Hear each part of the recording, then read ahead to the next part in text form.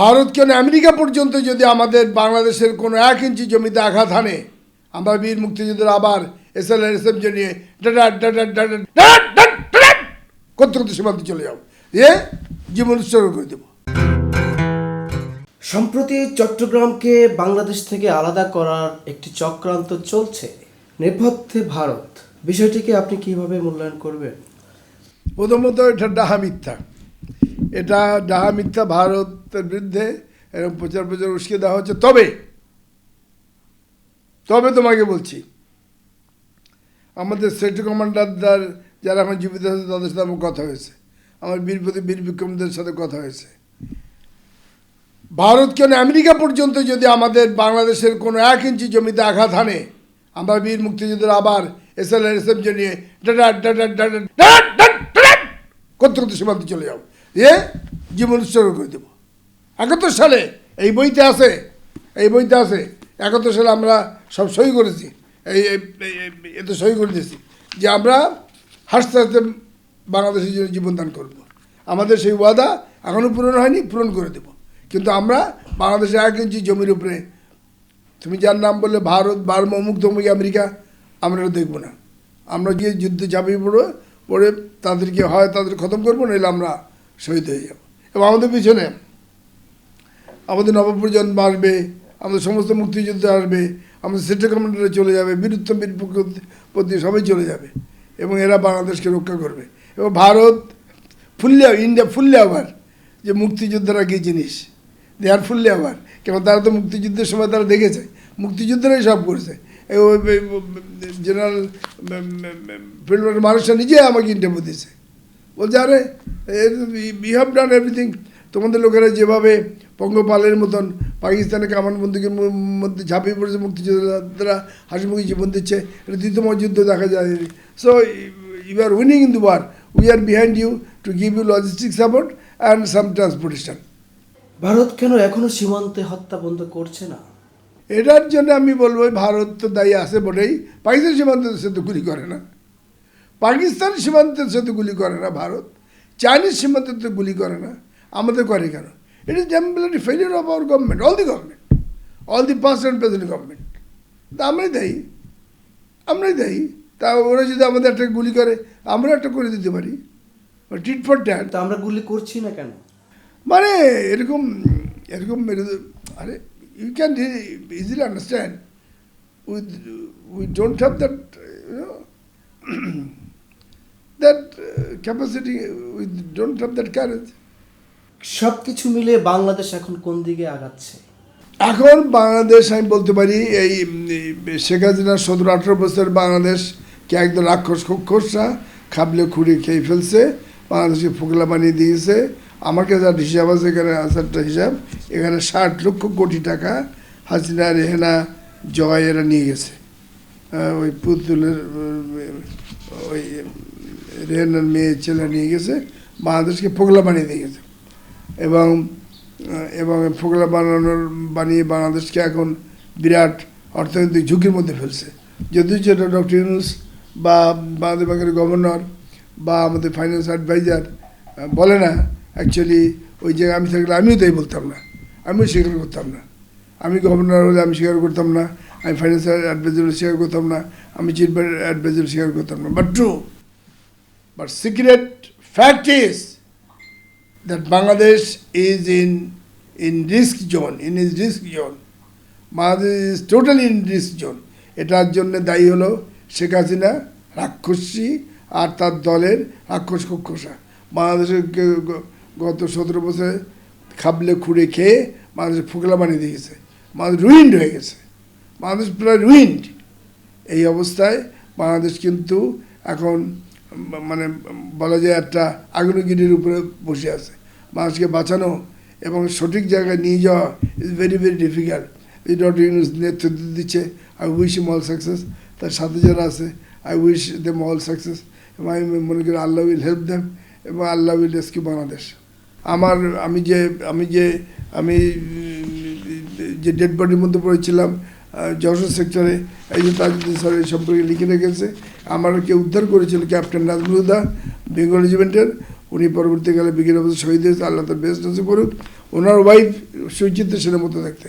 আমরা গেট ক্যান্টনমেন্টের বাসা, ওই বাসায় আমি ওনাকে জিজ্ঞেস করেছিলাম যে ভাবি দেখেন আপনার হাজব্যান্ড না আমাকে পুনর্জীবন দিয়েছে, তো আমি একটা কথা উইথ অল দি রেসপেক্ট জিজ্ঞেস করছি পাকিস্তান এরকম বলা হয়, তো ঘটনা সত্যি কেনা? তো উনি আমার সামনে উঠে গেলেন, গিয়ে ড্রয়িং রুম থেকে ভেতর দিকে গেলেন, ভেতর দিকে দরজার ওপাশে গিয়ে বললেন হ্যাঁ ঘটনা সত্যি। তো এই ছিল বাঙালি অফিসারদের জীবনে আপনার তোমার একটা কিয়ামত। এবং আমাদের মা বোনরা পাকিস্তানিদের যৌনদাসী হয়েছিল এবং এটাকে প্রকাশ করতো না, অসম্ভব। এই নির্মমতা প্রকাশ করা কারোর পক্ষে সম্ভব না। তাহলে তো এই অবস্থায় এর থেকে মুক্তির জন্যে কি করলো, এই ইশফাকুল মজিদ, জেনারেল ওসমানী, এরা সবাই মিলে ঠিক করলো কু করবে। এই যে কু করার সিদ্ধান্ত তারা করলো, এই 65 সালের দিকে কথা, কু করার জন্যে তারা রেডি হলো এবং সিদ্ধান্ত করলো বর্ষাকালে এই ঢাকা 4টি ক্যান্টনমেন্ট, ময়মনসিংহ, চিটাগং, যশোর, ঢাকা, মানে এখানে 4টি ক্যান্টনমেন্টে কোনো বর্ষাকালে কোনো পাকিস্তান অফিসার থাকে না, মেজর ক্যাপ্টেনও থাকে না। এই ক্যান্টনমেন্টগুলো সব বাঙালি অফিসারদের হাতে থাকে। তখন তারা সিদ্ধান্ত করলো বর্ষাকালে আমরা কু করবো। কিন্তু বর্ষাকালে যে কু করবে এর মধ্যে একজন ছিল আমির হোসেন আমু, একজন বিশ্বাসঘাতক মীর জাফর সুবেদার, সে লিক করে দেয়। লিক করে দিলে এর সব ওই আগরতলা মামলার নামে ধরে ফেললো। মজিদ, জেনারেল মজিদ যে ছিল ব্রিটিশ আর্মির জেনারেল, ভিক্টোরিয়া ক্রস দেওয়ার জন্য যার নাম সুপারিশ ছিল, তাকেও কারাগারে নিক্ষেপ করে এবং তার উপর অনেক নির্যাতন করে তারা। এই অবস্থায় তোমার সেই কুটা ব্যর্থ হয়ে যায়। ওই কু সফল হলে কিন্তু এই 30 লাখ লোক যে শহীদ হলো এইটা কিন্তু আমরা এড়াতে পারতাম। এবং এই কুর মধ্যে শেখ মুজিবুর রহমানকেও তারা ইনক্লুড করে যে আমরা কু করলে একটা গভর্নমেন্ট করতে হবে। তো শেখ মুজিবও তাদের গোপন সম্মতি দিয়ে দেয়। ওরাই বলছে, উনি বলছে। এবং উনি কিন্তু এই শেখ মুজিবের সাথে ওনার চিঠি ছিল। এই যে ইশফাকুল মজিদকে শেখ মুজিব চিঠি লিখেছে, তাতে বলছে তোমার অবদান আছে, বাংলাদেশের কাছে তুমি একটা মাথার মুকুট, তোমাকে আমরা সেই জায়গায় বসাবো। আচ্ছা, আরেকটা কথা আমি খুব গুরুত্বপূর্ণ বলে উল্লেখ করতে চাই, তা নিলে আমি শান্তি পাবো না। সেটা হলো আমাদের কুমিল্লায় একজন বীর প্রতীকের গলায় জুতোর মালা পড়াইছে কিছু পাকিস্তানি এজেন্ট, রাজাকার আলবদর এবং পাকিস্তানি, এবং এদেরকে কি বলা যায়, এরা হলো পাকিস্তানের পাঞ্জাবিদের অরুজাত সন্তান। এরা যে বীর প্রতীকের গলা জুতোর মালা পড়েছে, তারা অ্যাকচুয়ালি কর্নেল ওসমানী স্যারের গলায় জুতোর মালা পড়েছে। তারা যে জুতোর মালা পড়েছে বীর প্রতীককে, তারা এই বীর উত্তম আমাদের একজন সেটি কমান্ডারের গলা জুতোর মালা পড়েছে। তারা যে জুতোর মালা পড়েছে আমাদের 7 জন বীর শ্রেষ্ঠের গলায় জুতোর মালা পড়েছে। এই বিষয়ে আমি আমাদের সুপ্রিম কোর্টের চিফ জাস্টিস সাহেবের প্রতি আমি with all the due respect আমি করজোরে বলছি, with all the due respect to the chief justice of supreme court. দেখেন, আপনি সুপ্রিম কোর্টের চেয়ারে বসছেন, আপনি সহমতো কল দিয়ে তাদের হ্যাং করে দেন বা হোয়াট এভার ল পারমিটস, এবং হেভি পানিশমেন্ট দেন, এবং একটা সহমতো কল দেন, এবং একটা সুপ্রিম অর্ডার জারি করে দেন যে মুক্তিযোদ্ধাদের বাংলাদেশে যেখানে দেখবে দেখা মাত্র উঠে দাঁড়াবে এবং তাকে সালাম আলাইকুম বলবে, স্যালুট দেবে। সাধারণ মানুষ সালাম আলাইকুম দেবে, আর্মি অফিসার দেখলে স্যালুট দেবে। কথা আমি কেন বলছি, এটা ইন্ডিয়া আমি দেখেছি যে কোনো যদি মুক্তিযুদ্ধে কোনো মন্ত্রণালয় আসে, তখন মন্ত্রী, সচিব, জয়েন্ট লাইন দিয়ে গিয়ে তার মানে পায়ের ধুলা নেয় এবং সাষ্টাঙ্গে মানে শুয়ে পড়ে তার পায়ে প্রণাম করে। আমি আলজেরিয়ার কথা বলি, আমি হোসেন মোহাম্মদের সাথে সুইজারল্যান্ডে গেছিলাম, ওখানে একটা অনুষ্ঠানে আমরা ছিলাম, প্রেসিডেন্ট ছিল। ওই সময় দেখি যে আলজেরিয়ার পথে গড়িয়ে একটা গাড়ি আসছে, তো গাড়ির থেকে একজনকে নামানো হলো, কোলে নামানো হলো, কোলে এনে সবাই বসানো হলো, গভর্নমেন্ট ভার্সন। তো আমি আলজেরিয়ার পতাকা থেকে আমি তার কাছে গেলাম, আমার excellency you are the ambassador of Algeria, yes. I am also young freedom fighter. But I said, how long you will serve your government? Well, we are the freedom fighters. So long we are alive, we are in service. We have to serve the government. এই হলো বিশ্বব্যাপী মুক্তিযোদ্ধাদের সম্মান মর্যাদা। সেই জন্য আমি chief justice সাহেবকে বলি, দেখেন আপনি এই অর্ডারটা জারি করে দেন। দেখেন চিফ জাস্টিস, সুপ্রিম কোর্টের চিফ জাস্টিস সাহেব, আপনাকে অভিবাদন, সালাম, শ্রদ্ধা জানিয়ে বলি, দেখেন আমরা মুক্তিযুদ্ধ করে 30 লাখ শহীদ হয়ে, এই মাটির নিচে 30 লাখ শহীদ আছে। আমরা মুক্তিযোদ্ধারা বীর বিক্রমে, এই বীর বিক্রম বীরশ্রেষ্ঠরা জীবনের বিনিময়ে এই বাংলাদেশ করে আমরা এখানে এসে সুপ্রিম কোর্ট এস্টাবলিশ করলাম। সেই জন্য আপনি ওই চেয়ারে বসলেন, তার বিরুদ্ধে আপনি ওই চেয়ার পেতেন না, চেয়ার বসতেও পারতেন না।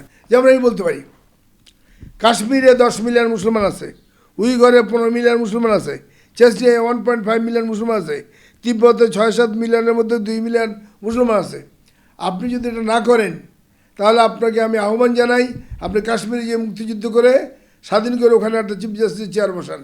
আপনি উইঘরে চলে যান, 15 মিলিয়ন মুসলমানকে মুক্তিযুদ্ধ করে স্বাধীন করে ওখানে চিফ জাস্টিস চেয়ার বসিয়ে ওখানে আপনি চিফ জাস্টিস হন। আপনি চেচনিয়ায় চলে যান, 1.5 মিলিয়ন মুসলমান আছে, সেখানে গিয়ে আপনি মুক্তিযুদ্ধ করে স্বাধীন করে ওখানে চিফ জাস্টিসের চেয়ার বসে ওখানে আপনি চেয়ারে বসেন।